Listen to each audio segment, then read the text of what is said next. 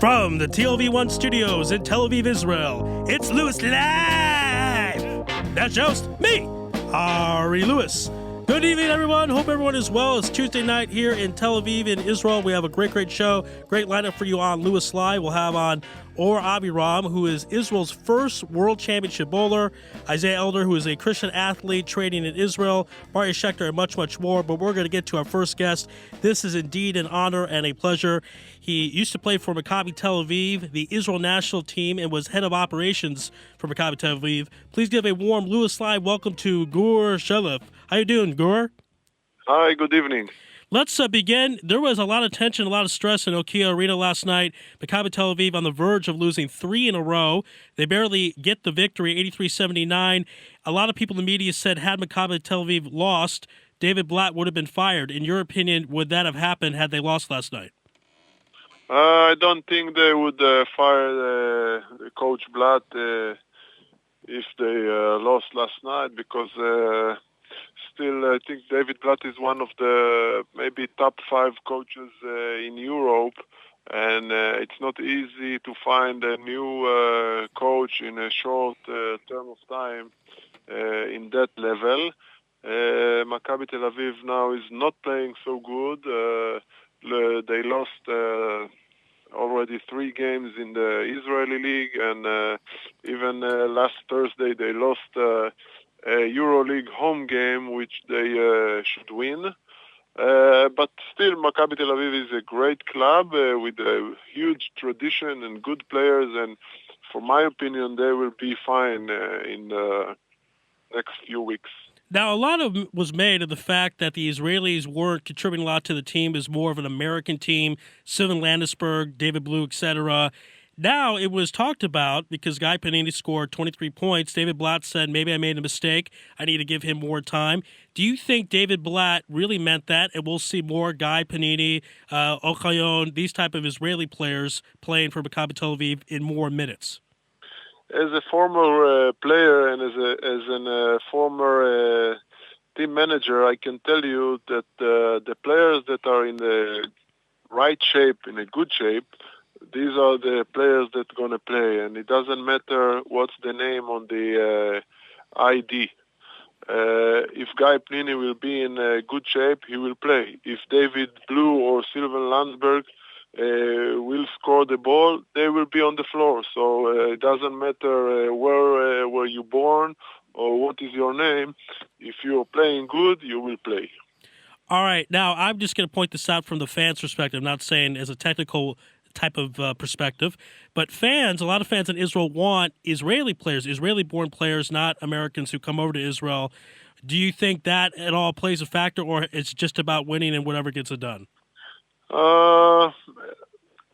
It's hard for me to say because I am a former Israeli player. But when I used to play for Maccabi, there were more Israeli original. Let's call it original Israeli players on the team. And let's talk about this year. Only two or maybe two Israeli players in the roster. And it's very, very hard and it's very difficult for the fans to realize that. But as an Israeli, I can tell you that the fans are looking for a winning team. If the team will win, so the fans will be with the team. But now when the team is losing, so everyone is looking for excuses, and this is one of the excuses about the Israeli players, American players, etc. We're speaking with Gur Shelef here on Louis Live on TLV1. Let's talk about the Tyrese Rice incident. During a timeout, he walked away. He complained about a lack of playing time, and he started the season somewhat sluggish, then got it together. He didn't obviously have a good appearance last night when you walk away while the coach is talking to you. Is this grounds for suspension and or removal from the team? No, this is not a suspension or something like that. Maccabi Tel Aviv is a club with a lot of pressure. Tyrese Rice is a young player. Although he came from a European team in Germany, but playing for a small team in Germany is not like playing for Maccabi Tel Aviv in Israel. Maccabi Tel Aviv, I think it's one of the top 5 teams with the biggest pressure in Europe. In Maccabi Tel Aviv, you can't lose even in practices. So Right. this is not something that Tyrese Rice is used to. That's why it's very hard for him to play like he knows how to play. If I'm looking 10 years back, I can mention a player which used to be one of the biggest. His name is Anthony Parker. He played for Sure. Maccabi Tel Aviv few years, and he became one of the top leading player in Europe. He went after that. He went to the NBA, playing for Toronto and for I think for I forgot which teams. But his first 3 months in Israel was really really difficult. He came from the States. After he finished his college years, and he played few months in NBA, but it took him maybe 3 months to get used to the European game, to Maccabi pressure, and his first period of time wasn't so good, but he was patient. The club was patient with him, and at the end, he was one of the biggest players in Europe. Do you think, though, with this continue losing of Maccabi Tel Aviv, that they will still be patient this time around with Tyrese Rice and give him a chance, or will they not have time for that and have to move on? They should have patience and they should have time, but as I said before, Maccabi Tel Aviv is a club with a lot of pressure. And you talked at the beginning about Coach Blatt being fired or no. So this is one of the reasons, the coach doesn't have time for players to get used to the system, to Europe, to other things, because he needs to take care of himself. And if Tyrese Rice is not playing well, so coach will go to other players that might play well. Also, I want to get your take on the incident between David Blatt and David Blue. Of course, Blue retired last year. He came back, and there was an incident also during a timeout where they were yelling at each other. David Blue kind of walked away. Later on, David Blatt said, "We're friends. This is not a big deal." Do you buy that? Do you say that it's not a big deal, or is there something more than meets the eye?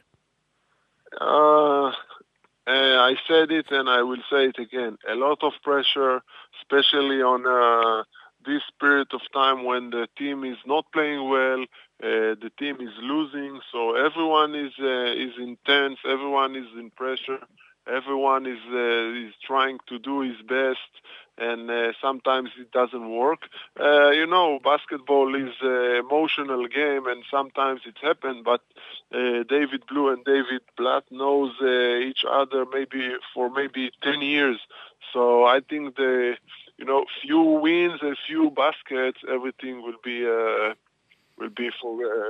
forgotten. Forgiven, right. Winning cures all evils, as they like to say. Speaking of winning and emotions, let's talk about the game on Thursday. Maccabi Tel Aviv playing Red Star Belgrade. It's in Serbia. That is a lot of pressure. It's a crowd that is fanatic, very, very loud. David Blatt says, hey, this is going to be a lot of fun. We like that emotion.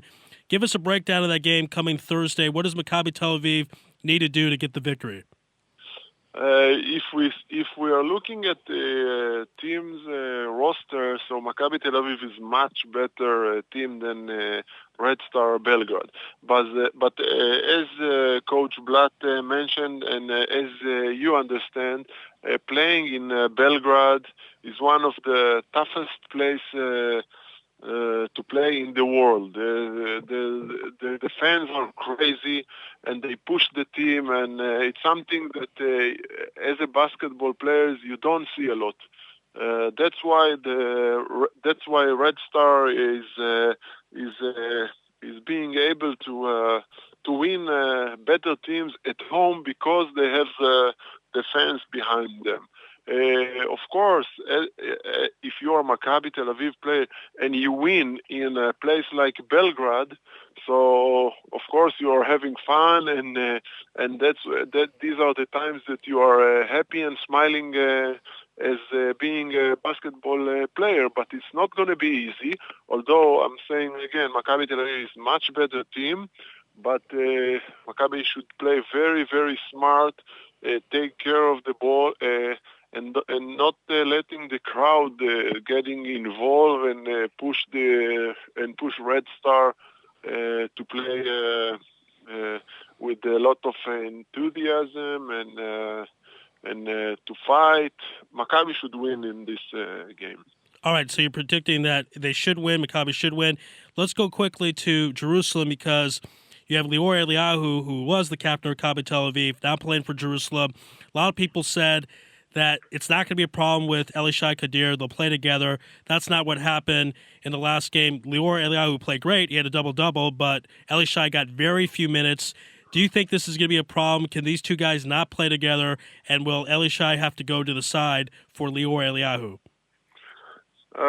Of course, when two players are playing on the same position, and one of them is playing really good, so the other player will play less.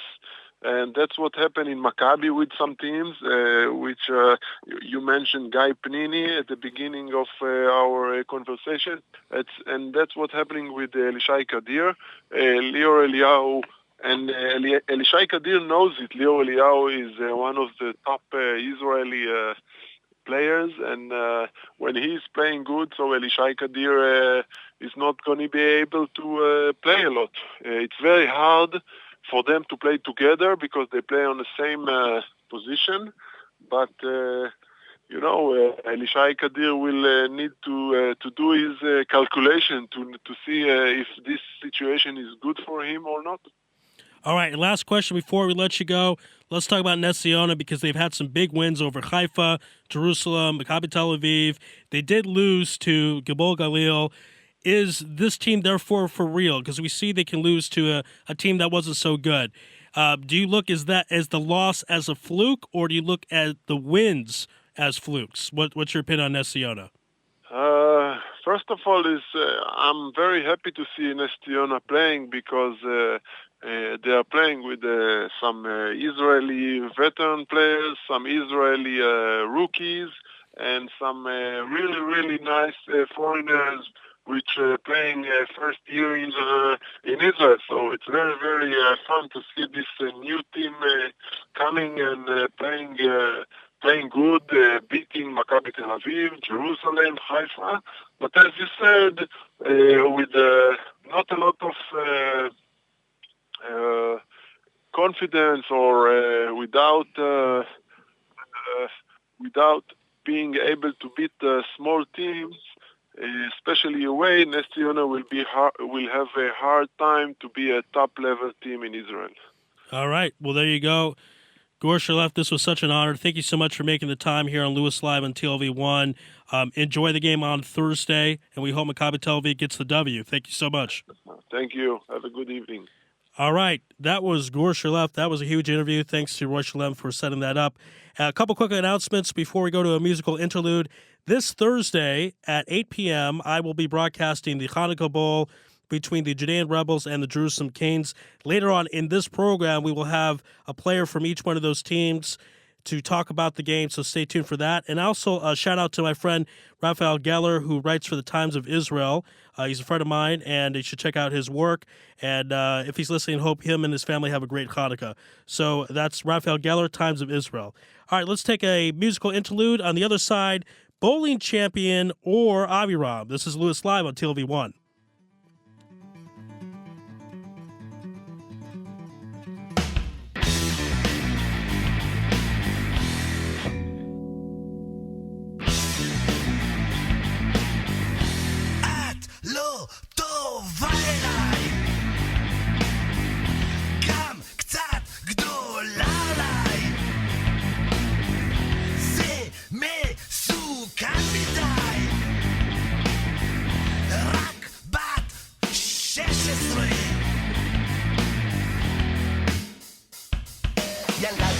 משתפת וגדולה מהחיים. היא כבר מגעת התחילה לפתות מבוגרים, ושהיא נוגעת ומפציץ את החושים. אז קחי את הרגליים כי אין לי עוד הקרושים. ואת לא!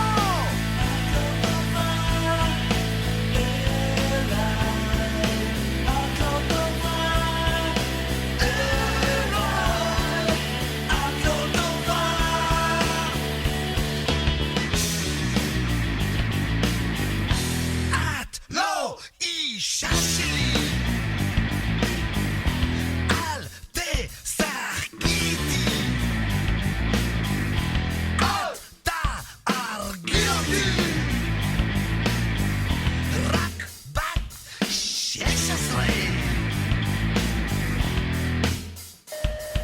ילדה קצת מפותחת עם הראש בעיניים, בת 16 בערך והגוף של בת 30, ושהיא צוללת עד המים מתייבשים. אז קחי את הרגליים כי אני על הפנים, ואת לא!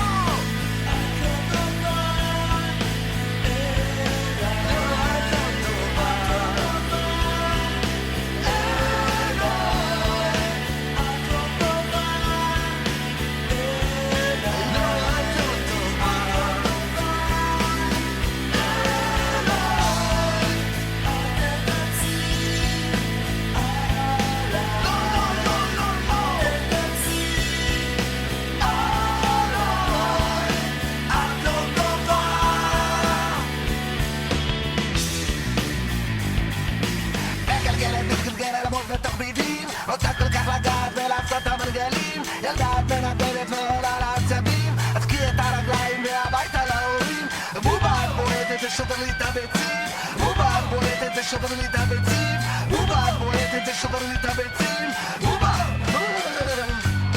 את לא, את לא, את לא, את לא, את לא, את לא.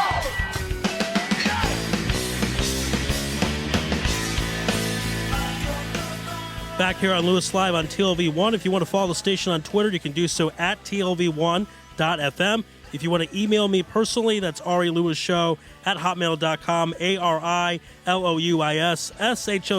at hotmail.com. Just had a great interview with Shelef. We're now going to switch gears and talk about bowling. We haven't talked about bowling yet on the show. We will now with a very special guest. He is Israel's first man to win a bowling World Cup title. Please give a warm welcome to Aviram. How you doing out there?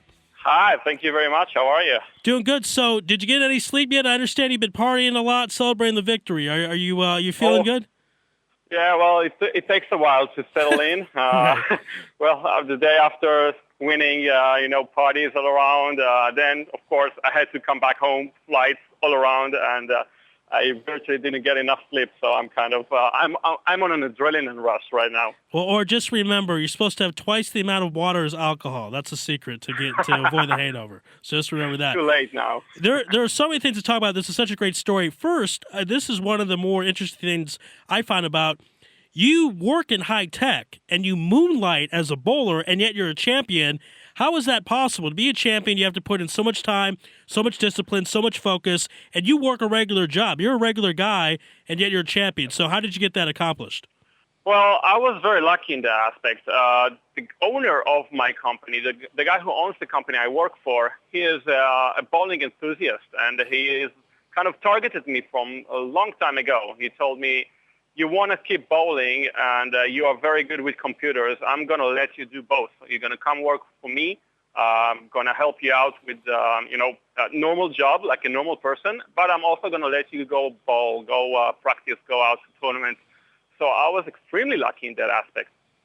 All right. So that sounds like a cool boss. Everyone wants a boss like that, right? Of course. But that's like once in a lifetime. Yeah, right. You think you hit the jackpot there. Now, in your training, you live in Tel Aviv. You commute to Haifa, correct, for your training? Yes. My club is in Nesher, which is just at the outskirts of Haifa. I've been back and forth through a lot of clubs until I found my home, so to say. Those guys in Nesher, they are complete professionals, and that is what I was looking for. So they really love the sport, and they put a lot of effort to practice, and they push me to practice as well. And, this is kind of an environment I wanted to be in. So I didn't really mind the distance. I just, I want to be in where I'm comfortable. All right, now I'm really curious, on bowling training, practicing, what that's like. Do you just go and bowl, or I imagine it's more complex, detailed, where, do you have coaches that tell you are moving your wrist too much to the right, that's why you're missing this pin? Do you watch video of yourself? Tell us what bowling training is like for Or. Yeah, well, basically, bowling is one of the most technical sports you can find. You can think about golf, and you can think about tennis as well, where, in a couple of seconds, you have to execute a shot, a movement with your body, and it has to be perfect time after time. Like a tennis player, he needs to serve the ball in a perfect way in order to beat his opponent. And what I do most of the time during my practices is I practice being consistent. And consistent is a result of having a perfect technical game, meaning that the timing of when I swing the ball is in perfect match-up to the speed of my legs and the steps and the sizes of the steps and the direction of the swing. So there are a lot of technical subtleties that you need to focus on, and videos are a must in every practice, and I do a lot of analysis of my own videos, and I've been using a lot of coaches throughout my years and my career. I've met a lot of great coaches that everybody has contributed something, and eventually everything clicks together, and I'm very happy where I am today. My technical game is the best as it was ever. We're speaking with Or Aviram, Israel's first world champion in bowling. Let's talk about the championship prelude, because in 2006, you almost won the title. You got in second place. How much did that motivate you? You get so close to winning the championship, but don't get it. How much did you think about that, obsess over it, and think, I got to get this because I want to taste the feeling of victory? Yeah, well, it was 2005 when I came second. 2005, sorry. Yeah, and 2006 I won the European Cup. So you can think that the 2005 year just drove me to practice as hard as possible, because I really wouldn't settle for second place, and I worked as hard as I can. And then 2006, I was rewarded with winning the European Cup. And all those years since 2006, the sport has, of course, evolved a little bit, and then you can see a different type of bowlers succeed. And what I was trying to do is kind of follow up on how the sport is evolving, and trying to change my own game to fit this new sport that now is more aggressive and more powerful. And I had a few years. I had 7 years of, let's say, bad luck before I came to my senses and realized that I'm a good enough bowler as I am, and I don't have to start imitating other bowlers that do well. And once I realized it, this year was a spectacular year for me. Both domestic, I've won many tournaments in Israel, and abroad, this World Cup is just the highlight of my career. Now, was that really the number one thing that clicked for you? Because every champion, they look back and they say, so this particular moment, it was an incident. For you, was it the realization that you don't have to imitate anybody else, you can just be yourself? Was that what clicked for you in becoming a champion? Exactly. That is a perfect statement. It took me a long time. It took me too long time. And I was always trying to figure out what is wrong. And I was always looking for the best bowlers at the time and trying to see what they do that I can learn from. Of course, it helped a little bit, but it did, in retrospect, it did more damage. And once I realized that I am a good enough bowler and went back to my style, things started to work for me. All right, now let's talk about the actual tournament and the title-winning way that you did this. First, you beat a man named Alexei Poshakov. He is Russian, and the tournament was in Russia, so obviously the home crowd is on his side. What was that like, beating him? How hard was that to deal with all the atmosphere that are pushing towards your opponent, for your opponent? Wow, yes. He was a home player, definitely. He had the crowd behind him, and it was a very loud crowd. But what I focused on, what I really worked hard on, is trying to quiet down all the noises around me and just focus on my own game. I didn't even see it until I saw my own bowling a couple of days later, that I didn't even realize what the crowd at the back were holding. They were holding signs pushing Russia and kind of pushing down Israel in kind of a nasty way. And I didn't even look at it. I didn't even knew it was there. And only 2 days later, when I saw my own videos, I realized it. Wow. So I was focused, and I'm glad I did, because if I was looking around, if I would look around, probably I would maybe lose my temper just a little bit. Wow, yeah, can't blame you there. We're speaking with Aviram, who is Israel's first world bowling champion. And in the final, you beat a guy named Guy Kamenetsky, who sounds kind of Israeli, actually, but he's from South Africa. You beat him in a best of three. How much pressure was it going in the final game, knowing this is do or die, that you've got second place before? If you want to get to first place, you got to win this one game. What was that like for you? Exactly. I didn't want to come second again. I really didn't want to come second again. And this guy, Guy Kamenetsky, is actually a Jewish bowler. And I've met him a long time ago during the Maccabi games. And he has won several Maccabi championships before. And he is a well-known bowler throughout the bowling community. And I knew who I was up against. He's a great bowler. Luckily for me, in the second game, which I lost, I used that game to kind of gain confidence and look for my lines so I can, perform better at the third game. And I just came to the third game knowing I am on the correct spot, and I knew exactly what I needed to do to execute the shot and get the strikes. So my only focus was just making my own shot and waiting for his mistake. And very lucky for me, it wasn't too late until he started. I guess the pressure was on him much more than it was on me. He was too eager, and he was very, very nervous. And it was just a matter of time until he did a mistake, and I just used it. I never looked back. Two Jews in the final of bowling, in the World Championship bowling. That's awesome. Last question. That is great. Last question before we let you go. What now? I mean, you won the championship. You can't go higher than the top. What do you do from this point?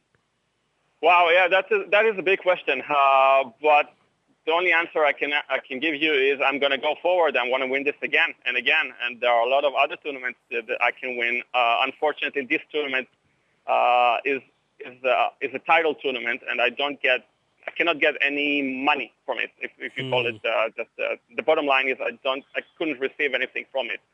Okay. But I'm going just tomorrow to another open tournament in Europe, as I was doing for many years before, and I will keep on going to more and more tournaments and kind of show myself out there and try to see how I can continue my success throughout longer time. All right. Well, keep up with the success. Congratulations, once again, Aviram here on Louis Live on TLV1. Thanks for the time. Enjoy the party, and remember, drink a lot of water, and we'll be in touch. Thank you very much. I appreciate it very much. Thank you. Sure, be well. All right, folks, we'll take a musical interlude. On the other side, a Christian athlete, Isiah Elder, will tell us his story. This is Louis Live on TLV1.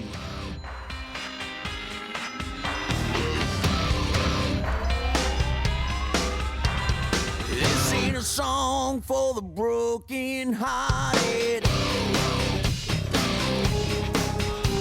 A silent prayer for faith departed. I ain't gonna be just a face in the crowd. You're gonna hear my voice when I shout it out loud. It's my life, it's now or never. I ain't gonna live forever.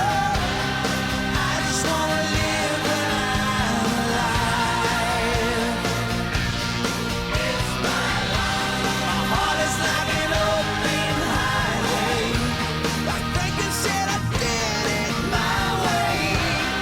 I just wanna live when I'm alive. It's my life.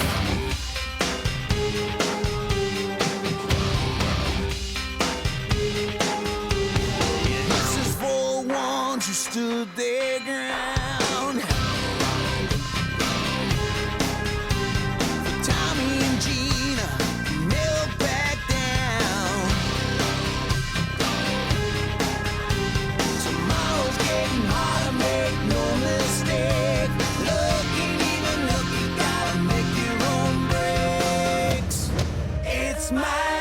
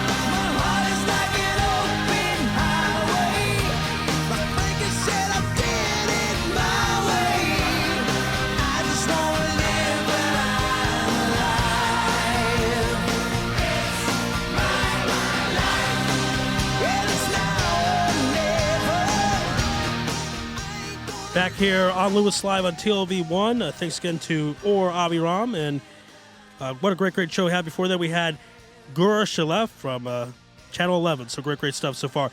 Let's switch gears, and we'll talk a little track, talk some soccer as well with Isiah Elder. Isiah, welcome to Louis Live on TLV1. Thank you. Now, you have an interesting story in that you came to Israel, but you're not Jewish, and you're here on your gap year. So tell us why you were motivated to come to the Holy Land.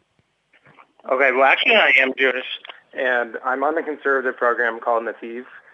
And so I came this year to study Ulpan, to do some volunteer work, and overall, just to get a little more mature before I go back to college in the U.S. Okay, I'm sorry about that. Got to make a correction. That boy is my face red. All right, let's talk about some of your volunteer work. You work at Alzheimer's home and also with people with cerebral palsy. So tell us. Obviously, that must be a rewarding feeling. So tell us about that. Yeah, it really is. So every Sunday, me and a couple of my friends, we go to the Alzheimer's home. We help them do activities. For example, sometimes we play games like Scrabble with them, and we also do physical exercises, and mostly just get to know the people there. And yeah, and then that's the cerebral palsy place. It's called Beit HaGagolim, and it's right outside of Jerusalem. And they also go there once a week, and it's about 10 or 15 kids who come, and we do activities like games, such as like telephone and plays, and just our goal is just to give the kids the best experience possible. All right. Now, in high school, you won a championship. Your team did in soccer and track. Basketball, you're named Defensive Player of the Year. So you're a 3-star athlete, athlete in you got lettered in 3 sports. So tell us how you're able to make such a rounded schedule where you're playing 3 different sports and playing it at such a high level. I found the trick for me was I always had to put schoolwork first. So as soon as I got home, or right after school, I would go to sports practice, usually for an hour and a half or 2 hours, and then I would have to manage my schedule really well, because right after I got home from sports, I would immediately have to do my homework and then get to bed early. So I found the trick was just to put myself on a really tight schedule. Now, I understand that you have another friend with you that would like to come on. Tell us his name. Okay. This is Josh Bronstein. He's also from Portland, Oregon. Hello? Josh, welcome to Louis Live on TLV1. How you doing? Good, how are you? Good. So tell us about some of the sports that you participate in and some of the community work that you're doing with Nativ. With Nativ, so while we've been here, most of the time we've been running on our own. We just found a track club that we joined, but other than that, on Nativ, I'm also studying at Ulpan with Isiah, and I do some similar volunteering things with him. Like I'm also volunteering with Beit HaGalgalim, but I also volunteer at Yad LaKashish, which is, I don't know if you know what it is, but it's a place where, yeah, it's a lifeline for the old, where basically elderly people come who wouldn't have a job otherwise, and they make art, like different like paper mache things or other things, and they have a gift shop there, and so they sell it and basically gives them a job to work with that. All right, guys, great stuff. We have to let you go on our next guest, but enjoy your year in Israel. Have a lot of fun, and we'll be in touch. Thank you guys so much. All right, thank you very much. Bye. All right, and that's why they call it Louis Live, because anything can happen on live radio. We'll take a musical interlude. On the other side, Baria Schechter, one of the coaches of the Judean Rebels, playing in the Hanukkah Bowl, which is this Thursday at 8 p.m. That will be live from Kraft Family Stadium. If you want to come out and see me and get an autograph, you can do so. I will be broadcasting and signing at the same time. This is Louis Live on TLV1.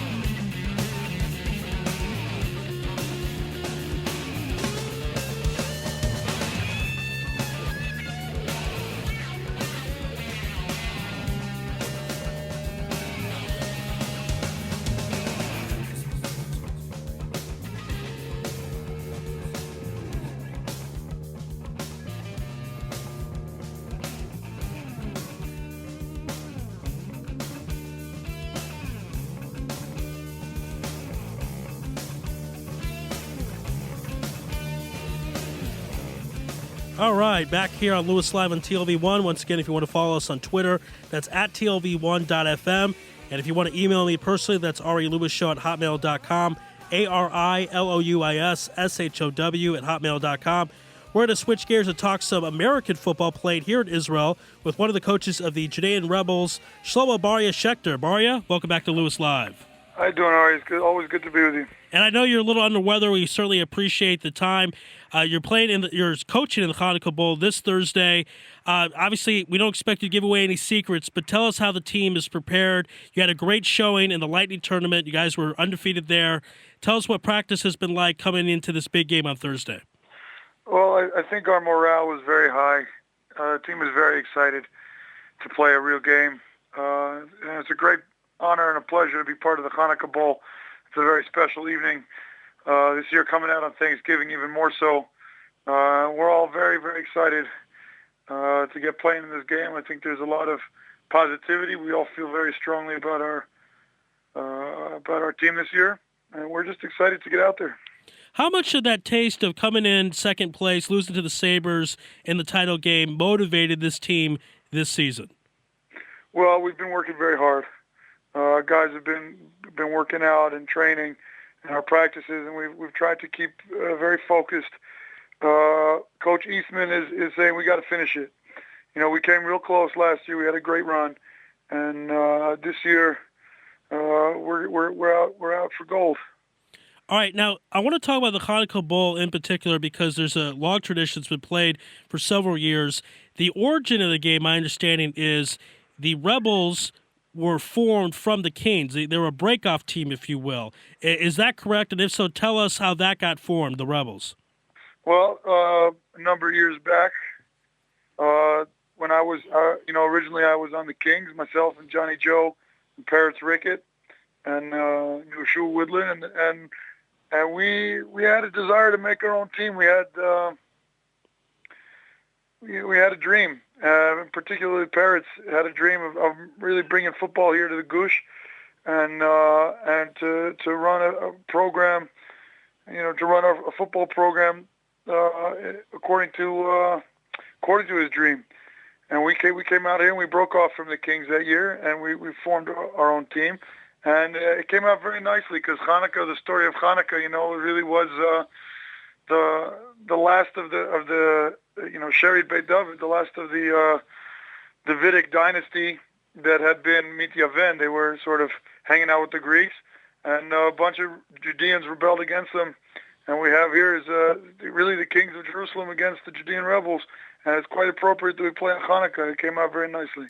Now, my covering of in the beginning of the rivalry, it seemed like there was some bad blood. It was intense. It doesn't seem the same way now. Do you think some of the bad blood has gone away between the two teams? Well, some of it. Some new bad blood has been formed. But, anytime you have crosstown rivals, there's always tension. At this point, I'm the last of the rebels that was once a king. And maybe Big Mike and Max are the last of the Kings that were there when that were Kings. Were part of the team when I was there.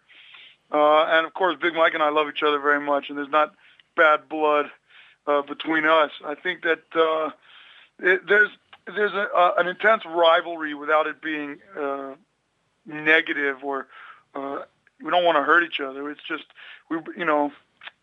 it's rivals. It's a true rivalry. And the Hanukkah Bowl has been going on for a number of years. And last year, the Kings won for the first time. We'd beaten them a number of years in a row, and then they won last year by 2 points. And that just feeds the rivalry. There's a sense of pride in this game more than any other, that it really doesn't matter who finishes with a better record or who finishes championship or anything. The Hanukkah Bowl is a prize unto it in itself, and there's pride in when you have a rival, it doesn't matter if you lose to somebody else as long as you beat your rival. And I think that there's a strong sense of that with the Kings in the Hanukkah Bowl. Speak with Barry Schechter here on Louis Live on TLV1. This is the first time this year the Hanukkah Bowl will be played as a preseason game, not a regular season game. Does that take away anything from this at all, Barry, or not at all? In my opinion, it adds to it. This is not a game that matters for anything but itself. In the same way that when you have in college football, they play a whole season, at the end they get to the bowl game. And let's say, with the exception of the national championship game, none of those bowl games matter for anything. It's just a question of pride, and it's a spectacle. It's an exhibition, and I think that this game coming up on Hanukkah is in the same thing. This is the bowl game for us. It just happens to be at the beginning of our season, but it's just that, an exhibition. It's a spectacle. We're here to showcase our league, to showcase Israeli football. And there's nothing better than that. I don't believe that there's any other football game in the world where there's a Hanukkah candles being lit as part of the ceremony of the game, and that's a tremendous thing. Just to shine the lights that we are Israeli football, and there's a great honor to participate in that. All right, great stuff. Last few minutes with you. Let's talk about Donnie Eastman. We brought this up the last time you were on. Want to double check with you. He won the MVP last year, and he does require to start his military service, but he will be able to play the Hanukkah Bowl and most of the games this year, correct? Yes, I can't speak for the entire season. You have to ask him or Coach Eastman, but he will be playing on Thursday. And as far as I know, the plan is that he will be available to play at least on our Thursday night games. Okay, so at least the Thursday night games, the reigning MVP will be able to do that. Yeah. Always exciting to have him on the field. You never know what's going to happen with Donnie, and it definitely makes it more of a spectacle. And last question I'll leave you with. The Canes, as you mentioned, last year they won, and also last year they made it to the semifinals, so the Canes have been doing much better as of lately. How much are you focused on not just yourselves, but how good the Canes are and your competitors on Thursday? Well, the thing that I've learned about the Kings over the years is they're always better than you think they are. That the Kings have a knack for making upsets, and you can't ever count them out from any game. And both, they made it to the semifinals, as you said. They lost to the Sabres in the semis. We lost to the Sabres in the finals. I think both of us are coming into this game feeling much improved from last year. So I expect it to be a good game. All right, and the game, of course, will be here on TLV1, 8 p.m. Thursday. Everyone can tune in, all friends and family. Barya, thank you so much. We'll see you on Thursday. Really appreciate the time. Feel better, get some rest, and enjoy the game on Thursday. Thank you. I'll see you soon. All right. Shlomo Barya Schechter, one of the coaches of the Judean Rebels, here on Louis Live on TLV1. On the other side of this musical interlude, we're going to give the Canes some airtime and have them express themselves with Big Mike Goloman. This is Louis Live on TLV1.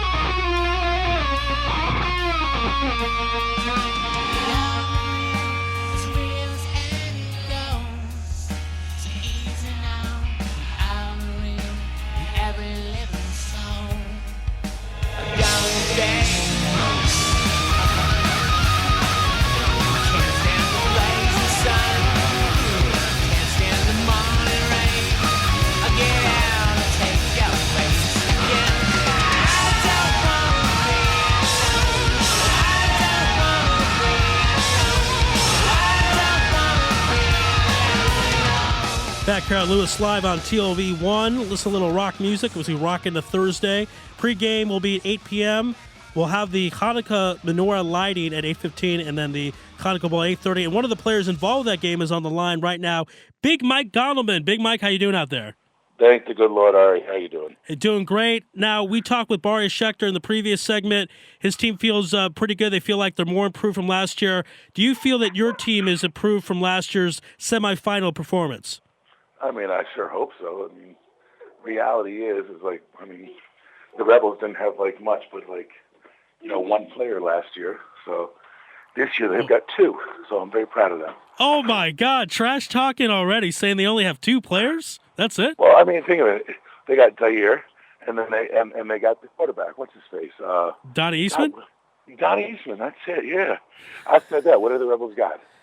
I don't know, but I mean, I'm sure the Rebels are listening to this. Are you sure you want to say all this, Big Mike? Why not? It's all in good fun. It's like the Rebels made it. Listen, the Rebels made it to the finals with Donnie Eastman.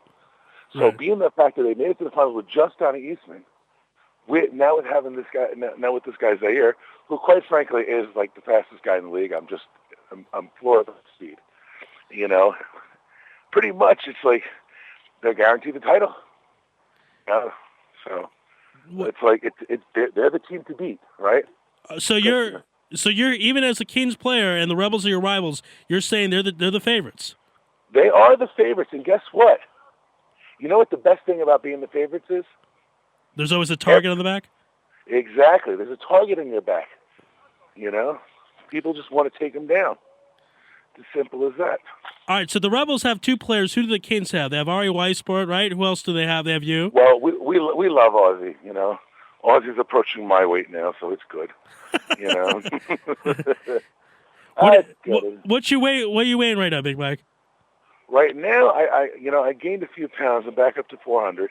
Okay. You know, it's not. I have issues with food, so you know. Right. I like to eat. So apparently nowadays in this world, that means I have issues with food. Right. But in certain parts of the world, people would be happy to be in your position. There's people starving in the world. This is true. There's no denying that. Listen, the reality is that we got a lot of great young talent. You know, we had a fine quarterback who, as everyone saw in the Lightning tournament. You know, we got a decent offensive line, not as big as we had in years past, like when we had Ben Block and Aviv and those guys. I mean, that was quite frankly the best line the IFL ever saw. Yeah, it was pretty good. You know, I miss those guys. You're going to be playing defensive line in the game? I mean, at my age, they're going to wheel me out there for a couple plays a game. I mean, who are you kidding? I got more gray hair than George Burns. So. All right, yeah. But whenever they do wheel you out, then you'll be playing defensive line. Is that the plan? I mean, listen, I went both ways. You know, when I played at the Lightning tournament. So wherever they want me. Listen, the reality is I'm a team player. So it is what it is. I mean, it's like I don't care. I just like having fun. All right. Well, fun is the name of the game. And it's more fun when you win. Sure. You know. So. Now, just saying, you know, and the Hanukkah Bowl is a big tradition, and you guys won it the first time the Canes ever won it was last year, at least according to Baria. And so you have some momentum. You know, talk about the tradition of a game you're playing in. You play college football. You know what tradition is about. Here's tradition in the IFL. Yeah, I know. It's like this is like the one traditional game we got in the IFL. It's like the Hanukkah Bowl. It's like every year we got to play the Rebels. Which, mind you, since I'm on air, I just need to apologize to the Kinnisbergs that I will not be at the Thanksgiving party. You know, I mean, every year I get invited. Every year I can't go. Next year, I'm switching to Big Blue just so I can go to the Kinnisburg party. Well, it probably won't be on Thanksgiving next year, Big Mike, so you'll be able to go anyway. You don't have to switch teams. Why want to be on Thanksgiving next year? The Hanukkah Bowl, well, it'll be a different day. It won't be as early this year. No. Every year, the so-called Hanukkah Bowl is on Thanksgiving. Have you not noticed that? What? They call it the Hanukkah Bowl. Yeah. But every year it just happens to be on Thanksgiving. Was it on Thanksgiving last year? I don't remember that. Yes, it was. Oh. Look it up. We're always on Thanksgiving. Oh, all right. I don't know how that's possible. Maybe it's not the Hanukkah Bowl, but every year we have a game on Thanksgiving. Okay, that might be. Yeah, but not the Hanukkah Bowl. Maybe it's not the Hanukkah Bowl, but every year we have a game on Thanksgiving. All right, and you're upset at that because you want to go to Larry Kinnisburg's Thanksgiving dinner. Of course I dinner. want to go to Larry's party. Dude, have you not tasted his food? Larry's an old-school New Yorker, just like me, right? Larry knows how to cook. Amy's like an amazing person. I mean, listen, she puts up with Larry. Of course I'm going to want to eat there. I'm going to want to have a lot of fun there. But, every year I got to play football, It's like, all right, it could be worse things you can do on Thanksgiving. All right, Biggie, good stuff. We got to run. We'll see you on Thursday. Even if you're going to wheel you out for a couple of plays, I'm sure you'll enjoy it. Of course I enjoy it. The fact of the matter is that this is what I live for, I get to go out there, I get walks in my Geritol, I have some fun. And and the best thing about it is to get to smack around some rebels while I'm doing it. That's the beauty of it. All right, Big Mike, enjoy. We'll see you on Thursday. All right, brother, we'll see you then. All right, be well. All right, folks, that's going to conclude our show for tonight. Want to thank all our guests. First, we started with Gur Shelef, who formerly was the head of operation for Maccabi Tel Aviv and talked about Maccabi Tel Aviv's struggles, or Aviram, who became Israel's first world champion bowler. Isiah Elder, who's here on his gap year, who plays sports while volunteering, helping the elderly. Baria Schechter, one of the coaches of the Judean Rebels, talked about the importance of the Hanukkah Bowl. And Big Mike Goloman, who misses Larry Kinnisburg's Thanksgiving dinner every year. He doesn't like it. Special thanks to Roy Shalem for setting up some great guests. Special thanks to Lior Peleg for producing and Tomer Gersherman for the music. Stay tuned for Thursday night, 8 p.m. right here on TLV1 as the Judean Rebels play the Jerusalem Kings right here on TLV1. I'm Ari Louis. That's it for tonight. God bless and good night.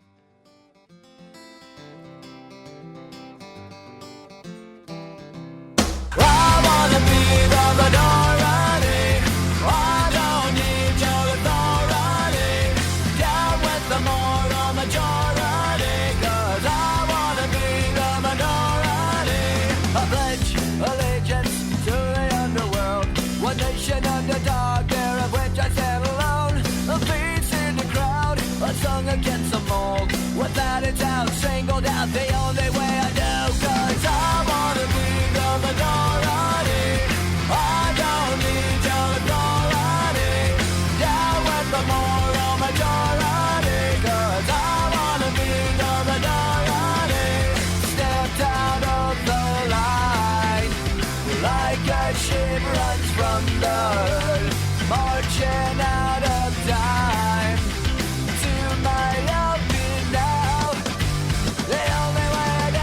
One light, one mind, flashing in the dark, blinded by